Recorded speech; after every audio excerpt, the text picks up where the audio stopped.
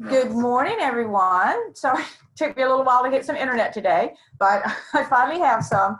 So let me just let Ariel in.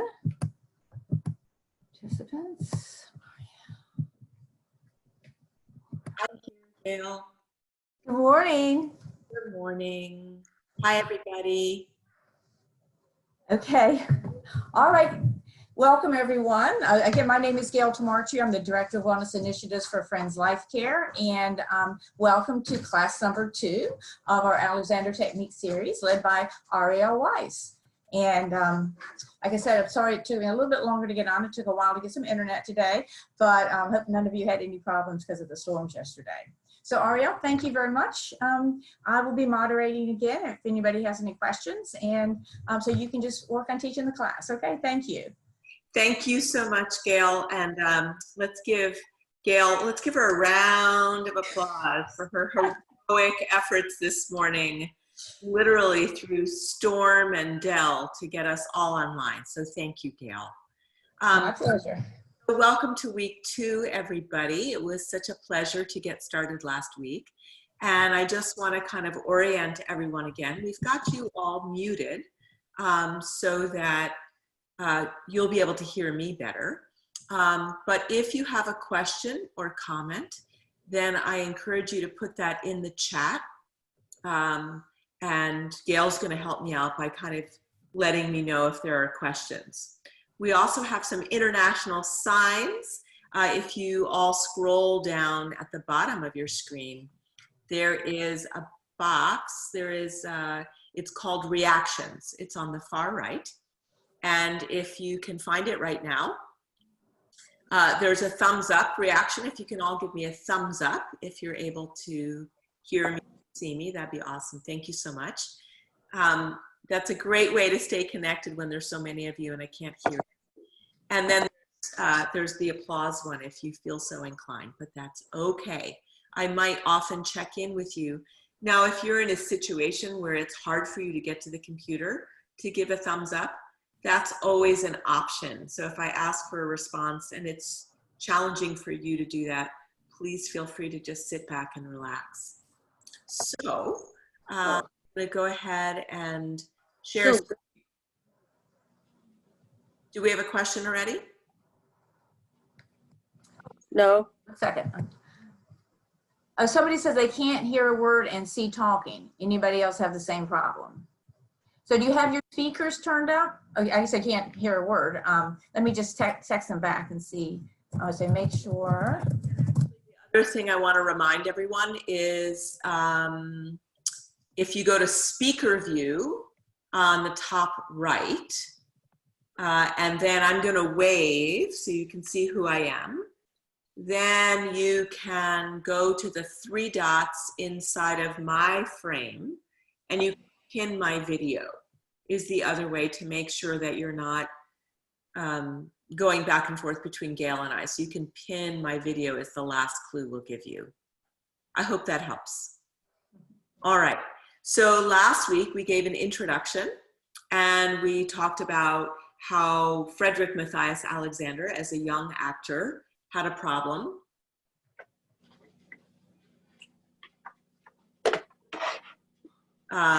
And his problem was that he lost his voice on stage. So in essence, Alexander Technique is really a problem-solving kit. And what does it solve? It solves all kinds of problems about our functioning so that we can feel and function at our best. You want me to make her bigger? Yeah. So someone isn't muted, Gail. You might mute all and then unmute me again. Might be the easiest way to do it. Okay, I'm just trying to figure out how to do that. I've never done that before. Let's see. Mute. So if you go to participants in the bottom. Okay. And yes, this is session 2, someone's asking. Is one of the tools needed to change the criminal justice system? We need to come together on policies and Uh-oh. We're hearing somebody else. So just so you know, if anyone's interested in watching session 1, if they missed it last week or they want to see it again, it's on the friendslifecare.org website. You just go to resources, scroll down to wellness webinars, and you will see it posted there. And that's where we're going to post all the classes. They'll be there the morning after the class. So this class will be on there tomorrow morning. And I'm also putting my website in the chat box for everyone. Okay. Would you raise your hand if you're having a problem with the sound, hearing it? Oh, so it doesn't seem to be a problem for most people. Okay. I think we got it solved. Yay. Okay. Okay, good. Deep breaths, everyone. The technology is always the most difficult part. We'll get through it together. All right. So, Mr. Alexander, let's see.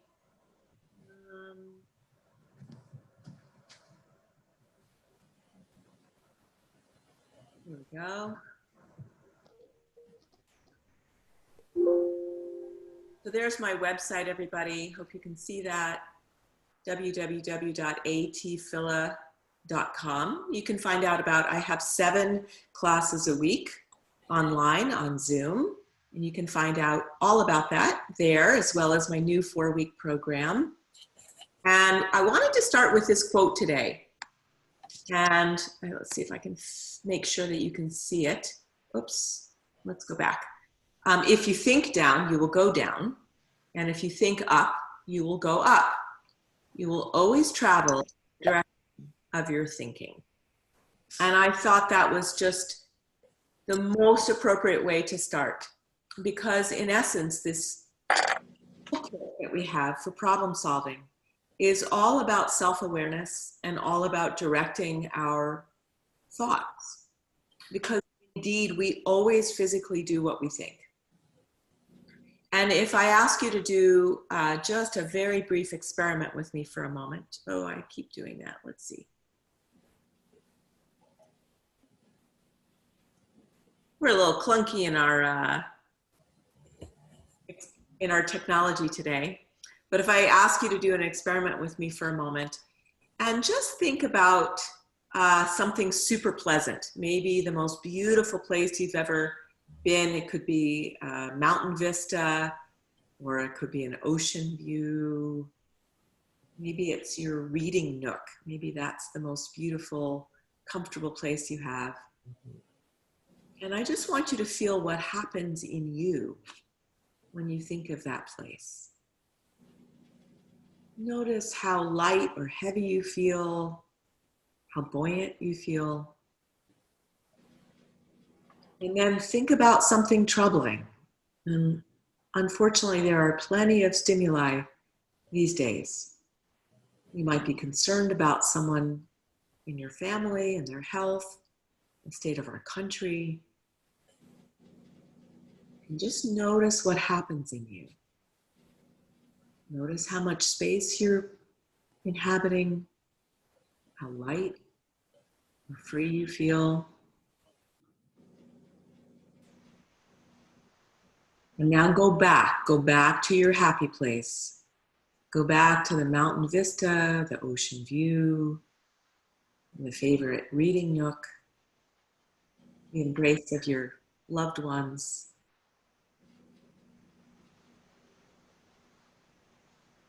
And just notice that your overall muscle tone and movement quality change in response to what you're thinking. Give me a thumbs up if you were able to feel a difference in that tour. Put a thumbs up if you noticed a change in your own movement quality or in how your own appreciation of what you felt like. Thank you for those responses. So we always go in the direction we think. So I love to think about this because a lot of times, you know, things are hard, especially right now. This morning is the perfect example. So many hurdles with technology. So the more I decide something's hard, the more likely I'm likely to kind of tighten up and overwork and come out of balance. And unfortunately, the catch-22 is that's going to make whatever the task is harder. So what can we do about that? Well, we can choose our response. Oh, geez. Now I've lost my screen.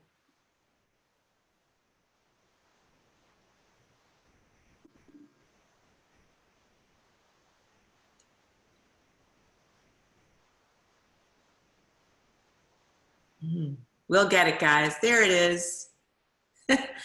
We have an opportunity to choose the response to a stimulus. So here's one of my favorites, is that if you've ever gotten in a car and forgotten to take off the parking brake and started to drive, you may have noticed that the car doesn't drive so well. So give me a thumbs up if you've ever been a person that got in a car and drove with the parking brake on. I remember once I was in New York City and watched in great horror as the parking attendant drove my car off one of those lifts with my parking brake on. And I was so upset because I knew it was going to wear my brakes out, and my car was going to need an alignment afterwards because it was going to throw its alignment out. But indeed, this young man unwittingly drove my car right off that lift with the parking brake, engaged. So here's the funny thing that I know we all drive better without the parking brake on. So I call that liberating your inner Ferrari, because I have an active imagination. And I can imagine that Ferrari would drive better without its parking brake. An unnecessary tension is like driving with your parking brake on. You should do that from the beginning. There's my Ferrari. Yes? So we talked last week about the tortoise, and we talked about when a tortoise is startled, it compresses and pulls itself into its shell. And it does that motion simultaneously from all directions. And I said the tortoise isn't the only one with a startle. We have one too, and we do the same thing. We pull our head into our body, we withdraw our limbs in towards our torso, and then we did some experimenting last week with releasing just our head and trying to look around. And then we tried to just release our arms, and we talked about trying to release tension in our arms. And then we experimented with emerging simultaneously in all directions. So I think we need to repeat that experiment. So I'm going to talk you through it. We're going to do it all together. So I'm going to ask you to, again, very gently notice what happens when you think about something troubling. And you might notice that your head starts to pull in towards your torso. And you might even notice that your shoulders start to come up because your arms are retracting in towards your torso. And if you really pay attention, you might notice your toes are curling up a little bit and your legs are pulling into your torso. Just decide to do it gently, please. So now, if we go back to our happy place, I'm thinking about this beautiful summit on Mount Kinabalu that I climbed before COVID. And I'm going to let my head emerge from my torso as I let my arms free out and away towards my hands, and my legs are freeing out towards my feet, simultaneously emerging out and away from my torso. So then very gently come back into your tortoiseshell and try to just let your head pop out. And then that's a little ridiculous, so come back into your tortoiseshell. And now try to just shake tension out from your hands and reach your hands out without letting anything else move. And that doesn't feel very good. So we're going to come back into our tortoiseshell. And now here's the key. Everything moves simultaneously out and away. So as my head frees away from my torso, my tail goes into the chair, my arms go towards my hands, and my legs go all the way towards my feet. So everything moves simultaneously. So when we're pulled in towards our tortoiseshell, that is a lot of compression, which is a little bit like putting your own parking brake on. And parking brakes are needed, but not for when we want to go somewhere. So you might want to, it's fine to go into your tortoiseshell, but that's not a place you want to stay when it's time to go somewhere. So I'm going to do one more experiment with the parking brake. If you care to join me, those of you that have room and are in the mood, we're going to stand up. And I'm going to ask you to just take a few steps away from the screen if you have room. And it's okay if you just want to watch, that's okay too. But the more we understand this work experientially, the more it becomes ours. Yes? We learn by doing. So what I want you to do, if you're game for the experiment, is very gently contract into your tortoise shell. So my legs are pulling up, my arms are clutching in, and my head is pulled down. I'm doing it a lot because I want you to be able to see it. You can just do a little mini one. So I'm going to pull in, and then when I say go, I want you to walk towards the screen towards me. Ready? And go. And then come on back. And here's experiment number 2. Before we go, we undo our parking brake. So before we go, we release our head on top of our spine. We let our tail go over our head, let our feet gently go to the floor, and we let our arms free. Nice.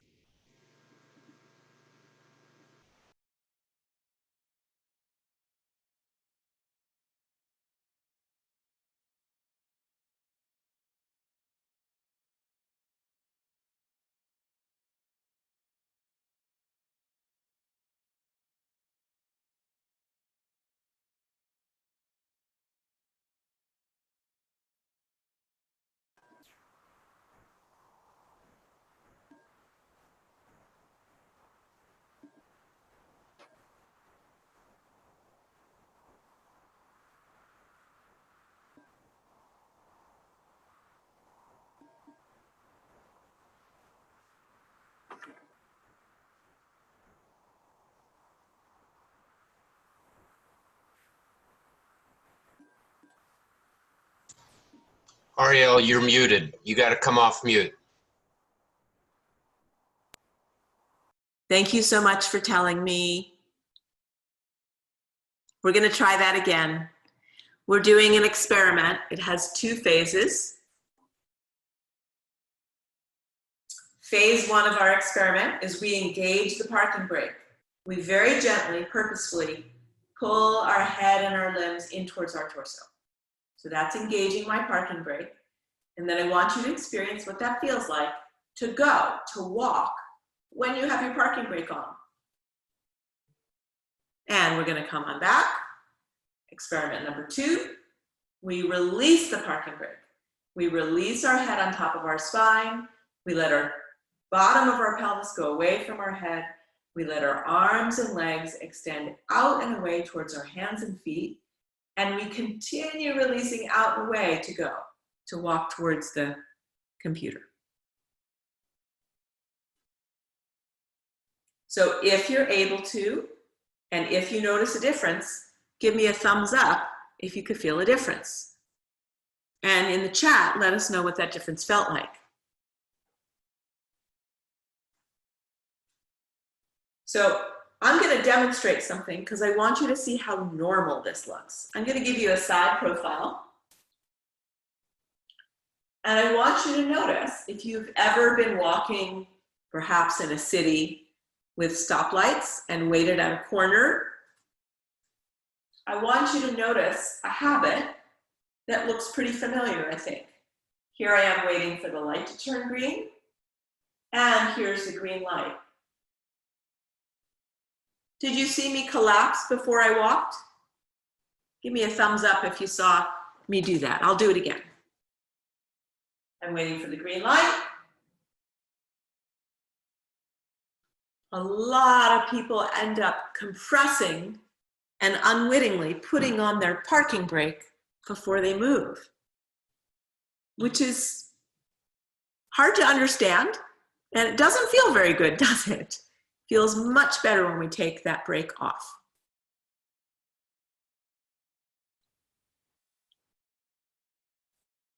So that's our tortoise.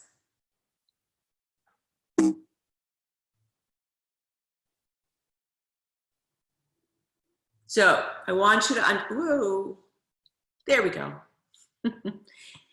I want you to know that head balance is absolutely key to Mr. Alexander's discoveries.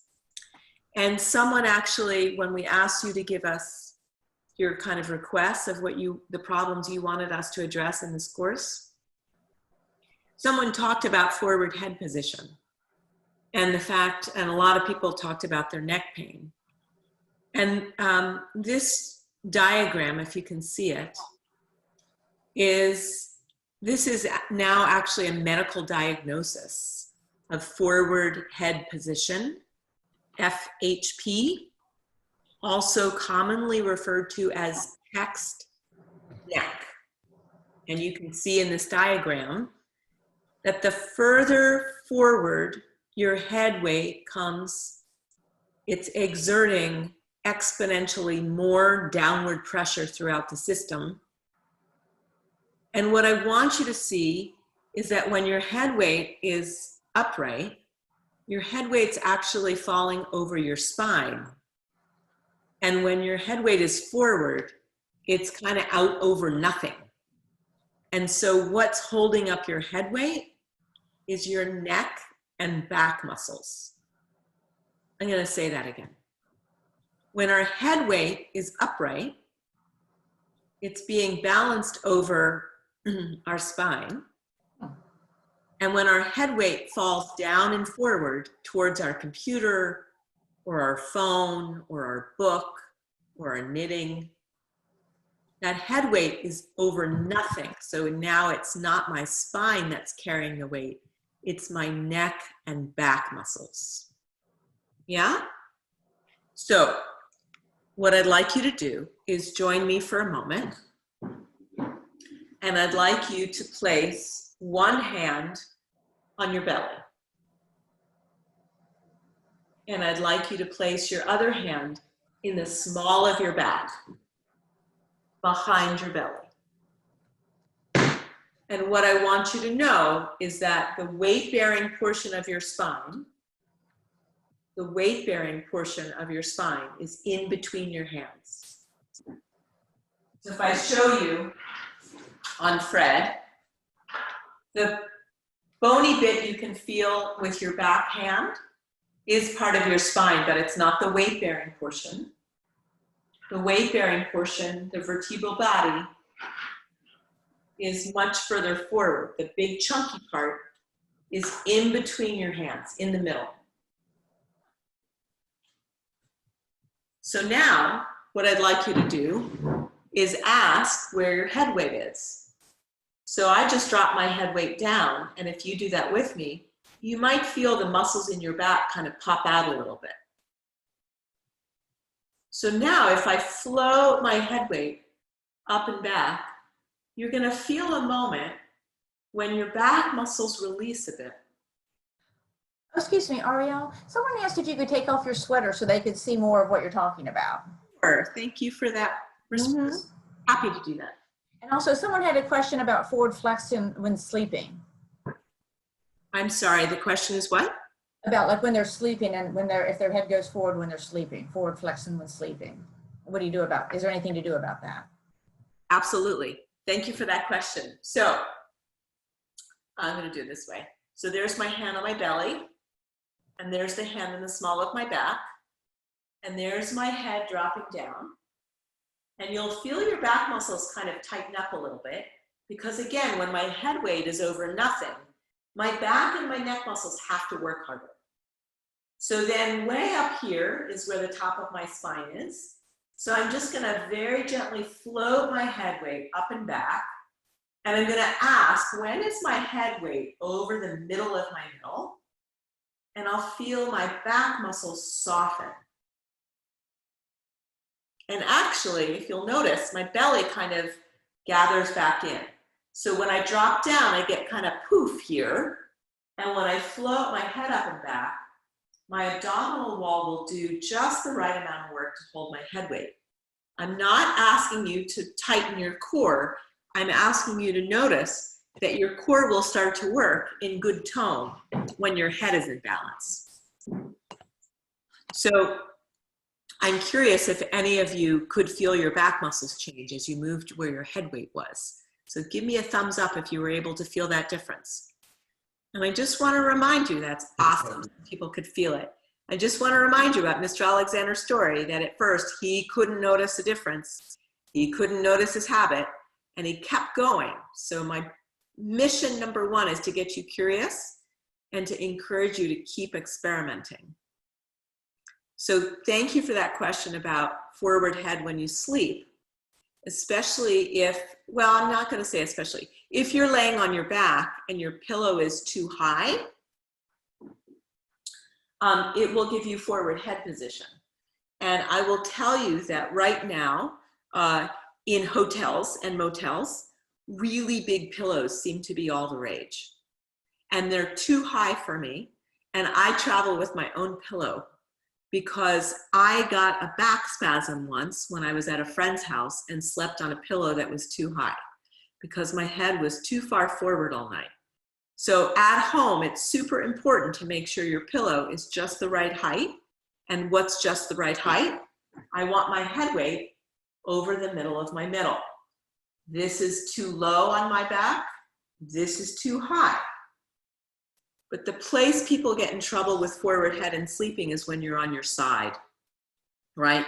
Because usually when people are on their side, they'll do something like this. Yes? So when I'm laying on my side in my bed, I float my head up and back in space until it's over the middle of my middle. And I have taught myself to check in and make sure. Now, it doesn't float as easily when I'm laying on my side because I'm on a pillow. So I have to lightly pick up my head and move it back. But I really encourage you to pay attention to that tonight, whether you're laying on your back and making sure your head, your pillow height is correct, or if you're on your side to make sure you haven't pulled your head forward. And then shoot me an email and let me know if you get a better night's sleep or if you wake up with not so stiff a neck. If you're someone that's waking up in the morning with a really stiff neck, this is very likely a culprit of what's going on. It may not be the only thing that's going on, but in my experience, I cannot tell you how many students have come back for their next lesson deliriously happy to have gotten rid of some of their neck pain. If someone said that they're a side sleeper and they just noticed that a few days ago, that they noticed that they had that problem. Wonderful. Well, that's exciting, and I won't take credit for it. I will say that when we start to bring self-awareness as a tool, you'll start to make discoveries just like Mr. Alexander did. Because he didn't create the Ferrari, guys. He created a system to take the parking brake off the Ferrari. Right. Ferrari is yours. You don't have to create buoyancy. Excuse me, you just have to get out of its way. Phew. So I have a couple other questions for you too. So I have two. So someone said in the previous exercise when they were standing, they noticed that the tightness in their upper back and neck muscles, but not the, I guess they noticed the effect in their upper back and neck muscles, but not their lower muscles. And then someone else asked if you could explain neck float. Sure. Well, that's a lifetime, but I would be happy to, yes. Okay. So we're all gonna feel the strain kind of in our weakest link. So I go to the low back because that's a super common place where people feel tension. But when my head is coming forward, then my upper back is getting pulled on because of my head weight. So we could actually repeat the same experiment, putting our hands lightly on our trapezius muscles here. And as I let my head weight come back and forward, you'll also feel your neck muscles soften. So that's just another experiment we could do. So head float, funny you should ask. Let's see, I think my next slide might be. I'm going to get to your question about head float in a moment if I can continue with my story and sneak it in there. Here's a picture of Mr. Alexander in his 80s. And looping back to the beginning of my talk today about we always do what we think, I think it's super important to do some posture myth busting. Ooh, I messed up. Because we always do what we think, and so if our ideas about posture are not helpful, we're actually unwittingly going to be adding the parking brake on. When we work hard on our posture, we're going to be interfering with our buoyant balance.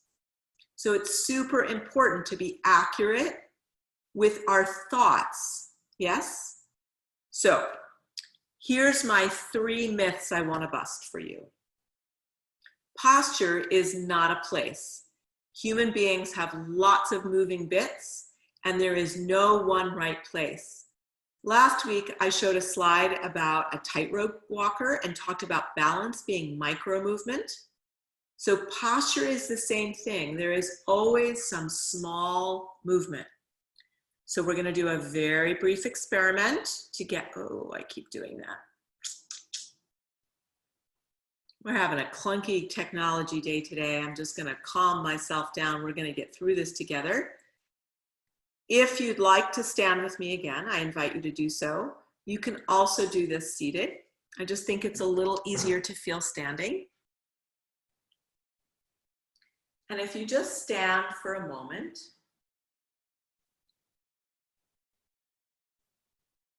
there's a dancer that developed something called contact improvisation. And he used to have people close their eyes and just notice small movements. You might notice them in your ankle joints, or your hip joints. Little tiny shiftings of weight. My ribs move as I breathe. My fingers. We call that the small dance. So if we take a moment to notice ourselves, even in the midst of what we would call stillness, there is always movement. So now let your eyes open if they've been closed. And just ask, where is my head weight resting? And ask if it's over your toes or over the middle of your middle and your ankle joints if you're standing. And if you're sitting, I want the middle of my skull resting over the middle of my middle and my sit bones.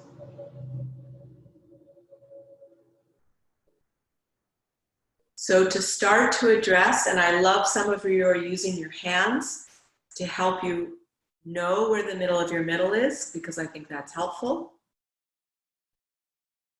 So this idea of floating that someone asked about, there's 2 things I want to say about that. And we're going to talk about it a little bit later, but I'll introduce the 2 ideas now. Float to me is a qualitative word. So I didn't say put your head over the middle of your middle. Floating to me is an effort quality that's quite light. So if we think about our Ferrari and disengaging the parking brake, it's a release. So actually, let's do this together, please. We're all going to make a fist, and we're going to squeeze. So that's engaging the parking brake. Squeeze, squeeze, squeeze, squeeze. And now what I want you to do is look at your hands and let go. And then we're going to repeat that experiment. So we're going to engage the parking brake. And then we're going to watch our hands. And we're going to disengage. We're just going to let go. So there's movement when you let go, isn't there? And it is a movement quality of release. So now if you make a fist and you go directly to opening your hand, you might notice that movement quality feels a little different. my hands feel quite a bit tighter when I go directly to open. And if I go from fist to release and then open, you might notice your hands might feel a little bit more open.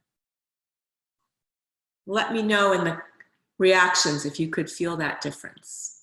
If you'd like to join me and let me know. So floating is not adding more pressure or effort. It's actually releasing and thinking with a light effort quality. And it's also moving very clearly from where our head meets our spine. And that's what we're going to talk about next.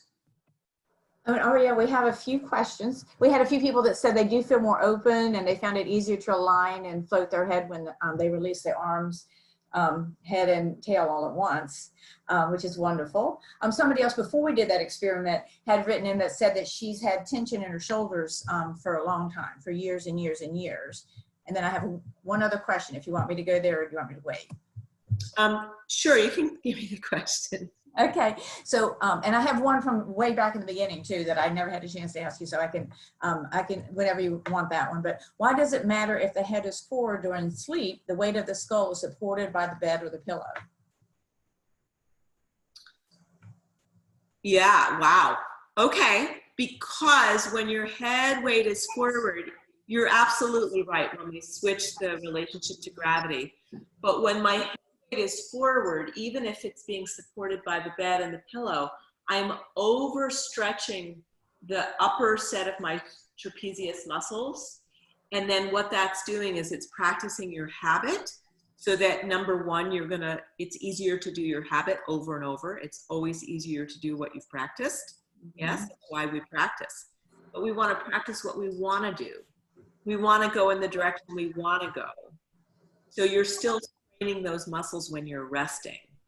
You're also interfering with your air column. Someone asked me about breathing in their request from last week. And your air column hangs freely up and down. And the minute I start to advance my head forward, I've interfered with my breathing. So if you're someone, sleep apnea is such a common malady today, and people have very fancy contraptions. I'm not saying you don't need the contraption. What I'm saying is you want to take the parking brake off your Ferrari and get your head in balance so that you're not interfering with your breathing mechanism. So, Gail, I forgot I had another question I was supposed to address. Had too many questions there. Oh, okay. I actually hadn't asked you the other one yet, so so you didn't forget it. Okay, so this was back in the beginning when you were talking about feeling stressed, and about how our body constricts when we feel stressed. So someone asked, when thinking about troubling things, many people have predominant GI type symptoms. What does the Alexander technique say about that? So the Alexander technique doesn't say anything directly. We never promise to fix your problems.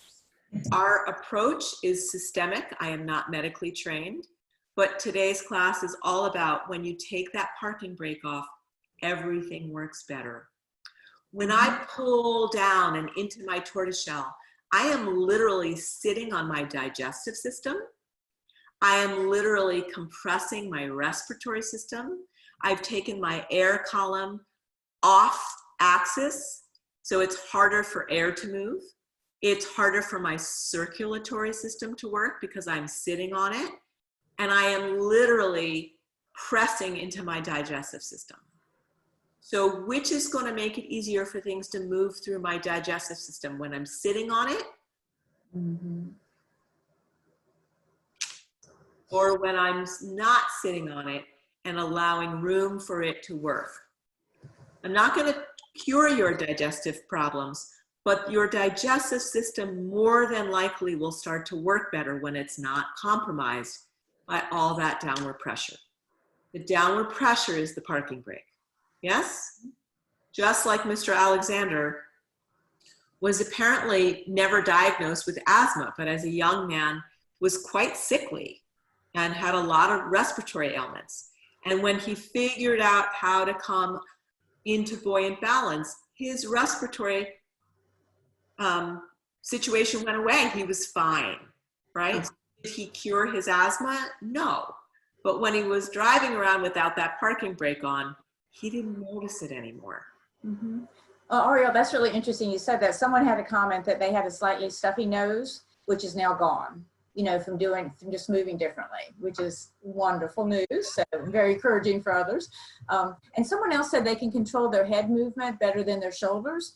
And it seems like she feels like her shoulders look like they're forward even when she's consciously trying to hold them back. So glad you asked that question, because you are right on my page. That's what we're talking about next. Thank you for that beautiful segue. I always I have one other question, sorry. Is there a checklist for this principle so we can practice? Is there like a form to follow, or? So that's a great question. I will give you a kind of, I actually, instead of thinking of a checklist and a form, I like to ask questions. And that kind of inquiring minds want to know, that spirit of investigating and inquiring with our self-awareness is helpful. But remember, I just want to remind you that when we did our experiment with the tortoise, that it was getting the whole of you moving simultaneously that had the best effect. If I came into myself and first freed my arms and then freed my head and then thought about my legs, it would not feel as free. Try it with me. Try to do one after. So go arms, head, legs. Now come back in. And if I could say it all at the same time, I would. Head, arms, leg, all at the same time. So that simultaneity is key. And in language, it's tough, because in language, I got to go one after the other. But I want you to remember that getting everything all together with Mr. Alexander's language is what's going to really help. So my short answer is head balance first. Where is my head? Where is my head over the middle of my middle? It's going to be your very first question. Is my head over the middle of my middle? So a lot of people are asking about shoulders because a lot of people have sore shoulders. And what I want you to know is that when your head weight drops forward, you're literally pulling. It's like a boat pulling against its anchor, because your shoulders have been pulled over by your head. And if you just move your head, it's going to pull on your shoulders more. So let's see. Oh, we have some more myths. Oh, before you go to that, someone else had a question about how to relax their toes. Well, the good news, toes are connected. And so if you allow your whole leg to free towards your feet, your toes will start to uncurl. And that's something that really happens a lot as we age, that people's toes start retracting. And a lot of that is because they're worried about their balance. And as they're worried about their balance, they draw into the tortoise shell instead of releasing. Remember our fists releasing out and away. So here's a funny thing. Posture is in a place and our spines are not straight. Our spines are curvy. I always like to back up what I say, but if you can see Fred here, I'm going to take off his scarf today. And I'm going to show you that from the bottom, and you can trace this on yourself. Your tailbone, you can't feel, but it's curved forward. And then your sacrum, you can feel right back here, curves back. And then our lumbar spine is forward. That's the middle of your middle. And then our thoracic spine frees back. Our neck curve starts going forward, but it doesn't stay forward. Our neck curve goes forward and then comes up and back to hold our head weight. So if I think, remember we always do what we think, right? So if I ask you all to sit up straight, put a thumbs up if you just added tension. If you're not sure, repeat the experiment.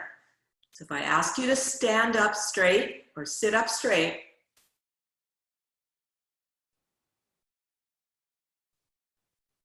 I have never yet, ever seen anyone do that without adding tension, without putting the parking brake on. Why? Because it's too static an idea. You went for a place and you tried to make your spine straight. And I took years of ballet, and that's an aesthetic choice in ballet, not a functional one. The curves are there for many good reasons. And what we want to do is lengthen through those curves. So I like to think about these like hammocks and domes. So you're going to let the hammock, if I'm laying on my back, my sacrum hangs back like a hammock to let my low back dome forward, to let my spine in between my shoulder blades hammock back, to let the dome of my neck come forward, and then the hammock of my skull be back. And just see if that makes you feel a little bit freer.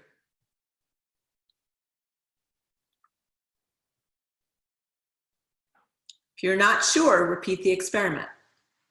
So I just want you to see, if I sit up straight, I actually get rid of my upper back curve and usually overdo it. If I think about the curve, so now we're going to float from the top of our spine.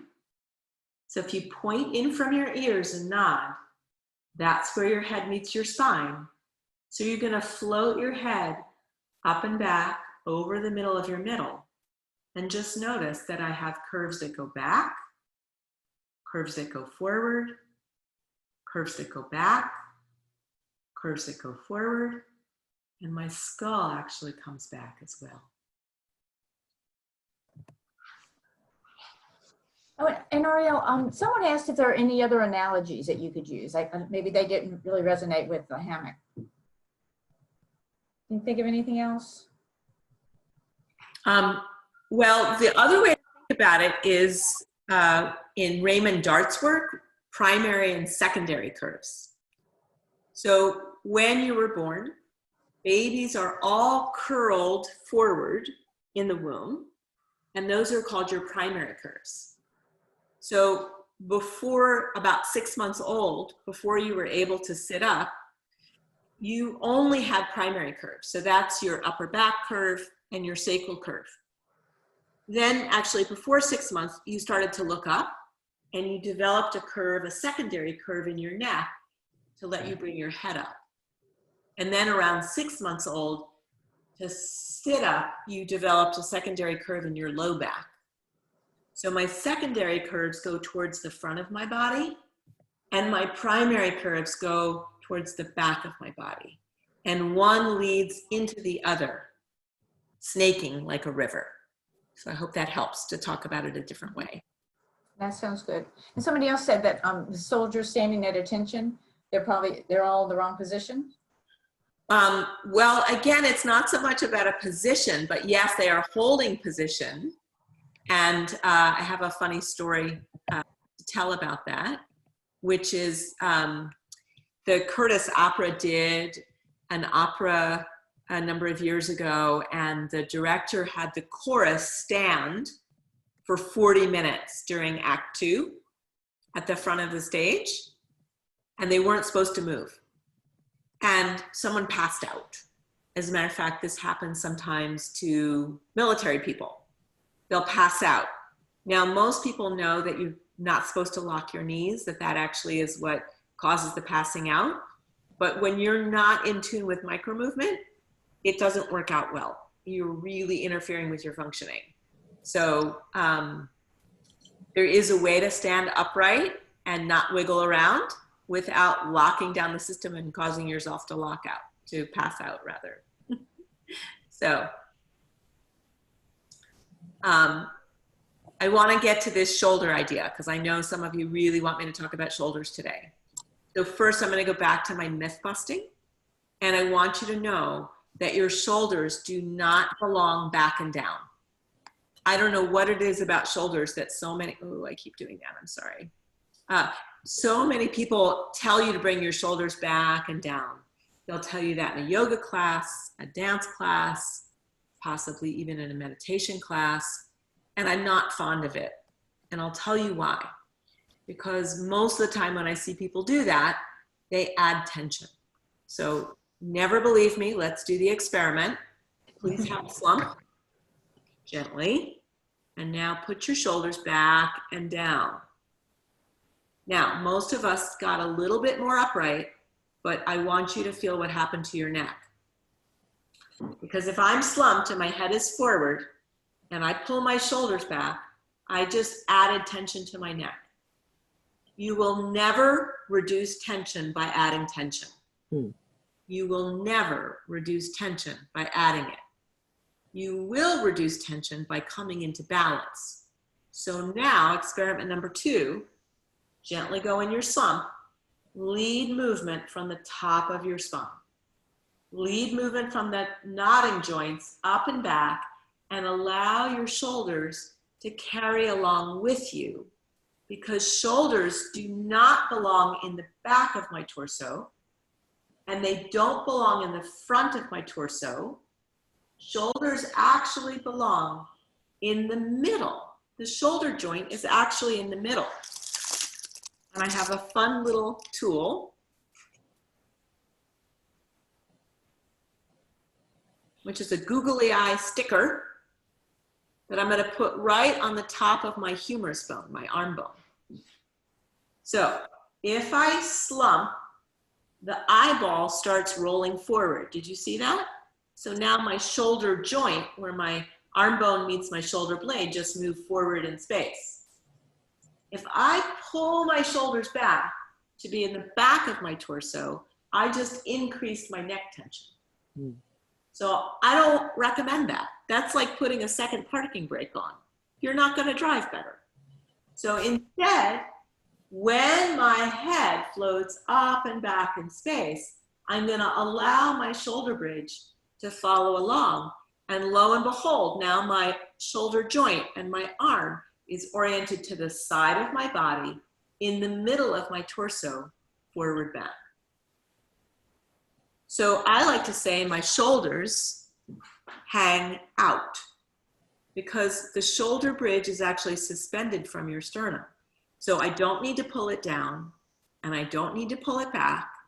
Stop pulling on it, release your parking brake, get your head in balance, and allow those shoulders to carry along with you. So for the person who feels like their neck hurts, your shoulders hurt all the time, first, someone asked me, what's the order? First, ask about head balance. Always ask where your head is in balance first. Then you want to ask a second question. So the first question is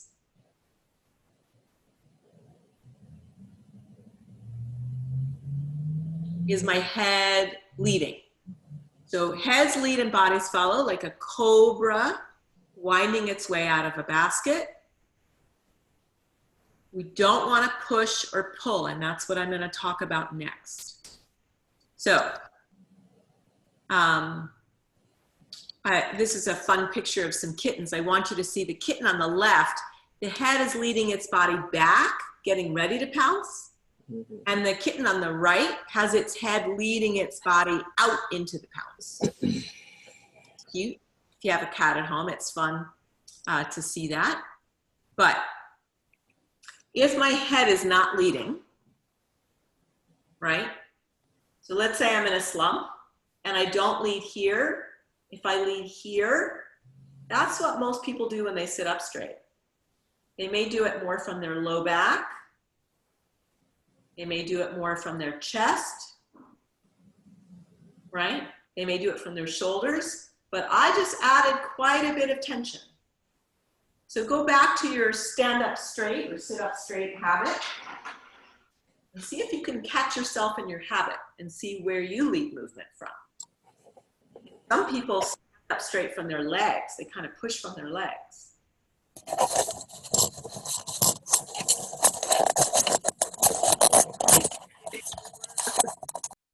See if your tension increases when you push.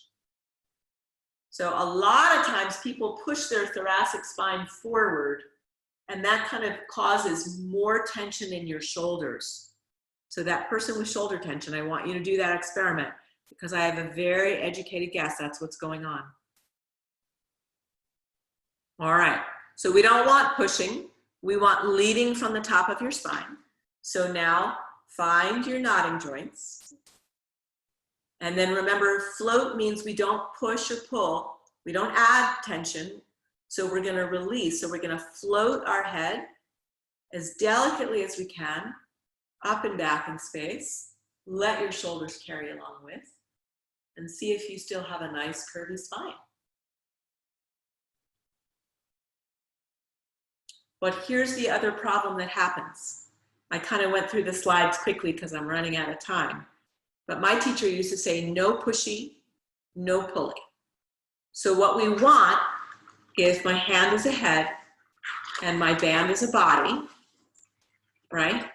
So this is a slump, downward pull. I want my head to lead and my body to follow into dangled length. If I push,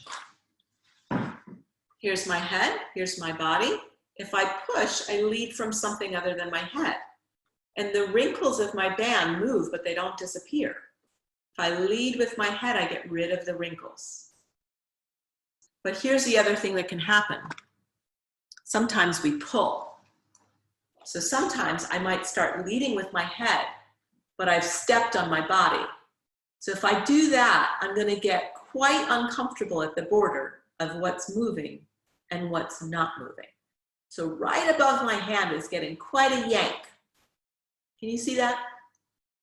So if my head, here's my head, my hand, is leading, but I don't allow my body to follow, I get a pull right at the border, right above my hand, my other hand.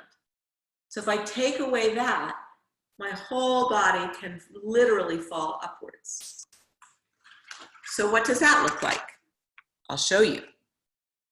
So if I'm here in my slump and I push is something other than my head leading, I kind of undo all my curves. I've just got one curve. So if I pull, maybe my head's leading, but my body isn't following. So that's going to feel really uncomfortable right at the border. So right now my shoulders and my neck are getting yanked on because my head's moving, but my body isn't following. So when my head leads and my whole body follows, that's my shoulders carrying along, my hips are moving all the way to the floor because I'm standing, then I get that nice, buoyant balance. So head leads, body follows, no pushy, no pulling. Now, that takes a little bit of practice. So I'm going to encourage you all to do some practicing, and we're going to go over that again next week because where did the time go? We had some technical difficulties today. My apologies all around. Thank you so much for your patience. But we'll review next week. And here's what I want you to think about as you practice. It matters what I think, because I'm always going to do what I think. So you might be a little unclear about what we did today. I've been working on this 40 years and it's getting richer and more clear all the time. So it's completely okay that you don't completely understand what we've gone over. Just be curious, wonder, ask, say, head weight is key. I wonder where my head weight is right now. And then you might ask, can I let my head weight float, right? That's a taking tension away idea, not adding tension. Can I let my head weight float over the middle of my middle? And then you ask, did my head lead and did my whole body follow? Those are the questions we want to ask. And actually, the funny thing is asking the question is more important than knowing the answer. I know that sounds really funny and goes against a lot of our educational training. But asking the question and crafting the question is super important because that's how you're going to get your sensory information getting more accurate. Because right now you might ask those questions and the answer might be, I have no idea.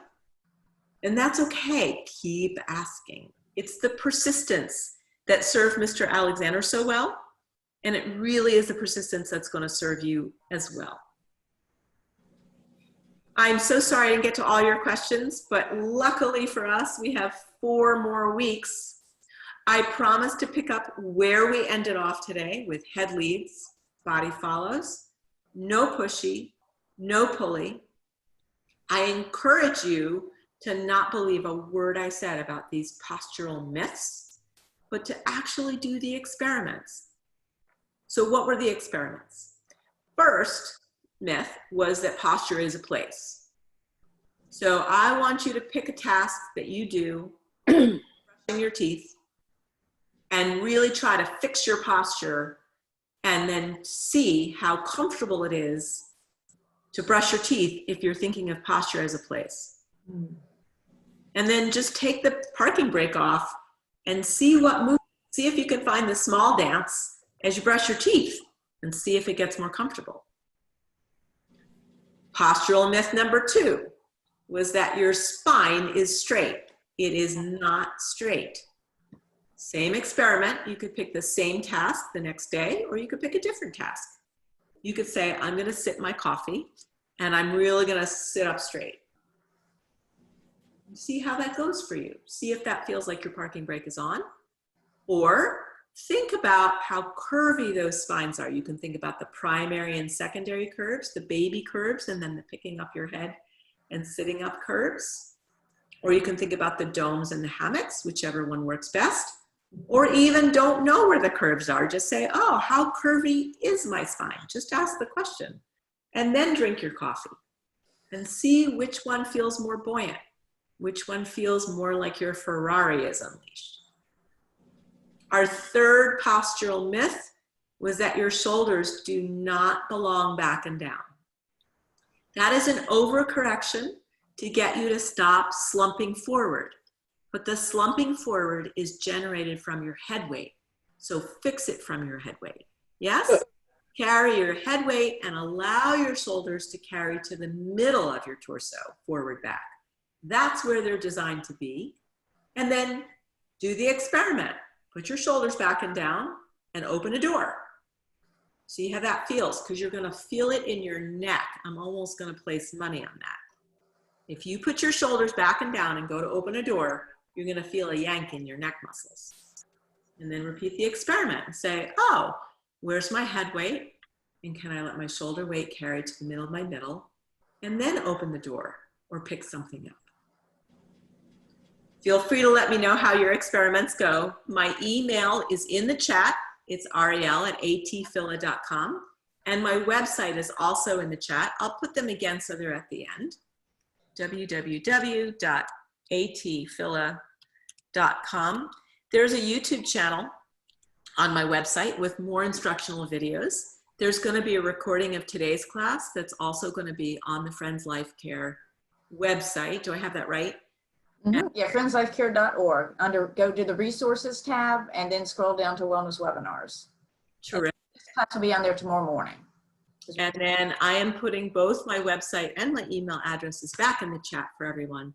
I went a little over, my apologies. Thank you again. Oh, Ariel, could I ask you one thing? Somebody had, they're confused, and I just don't know if anybody else would be confused about this. She said your slide says a myth is that shoulders should be in the middle, but you're now saying that they shouldn't be in the middle, but now you're saying that's what should be. Which is right? Thank you. I'll clarify. My apologies if I said the wrong thing. To me, the myth is that shoulders belong back and down. That's the myth. The accurate physiological truth is that your shoulder joints are in the middle of your torso, front to back. I'm going to bring Fred up to the screen. How precise. All right, someone's speaking and I didn't hear what you said. No, that was that was a mistake. They shouldn't have been. They were not muted. Okay. So if I put my arms at the front of Fred's torso and the back, you'll see that his arm bone and his shoulder joint are in between my arms. So the myth, just to be super clear, my apologies for not being clear. The myth is that your shoulders belong back and down. That's an overcorrection. The physiological truth is that your shoulders belong in the middle of your torso. Remember my eyeballs? Oh, there's my eyeball, right? So they don't belong back here, guys. They belong right in the middle. I hope that helped clear it up. Thank you for always letting me know, because I do make mistakes. And I look forward to seeing you all next week. We're gonna really put a good thought in that our internet is working and we have a smooth start to our session. And don't forget, we have 4 more sessions, so I'll be able to clarify and address your questions. It's super helpful if you send those questions in advance. It'll help me kind of prepare. And I love your questions, so keep them coming. Let me know how those experiments go, everyone. Oh, thank you, everyone. Appreciate the feedback. Thanks for hanging in there with us. Thank you for your patience. Stay safe, everyone, right? Absolutely. Thanks, Ariel. Thanks, everyone. Have a great week.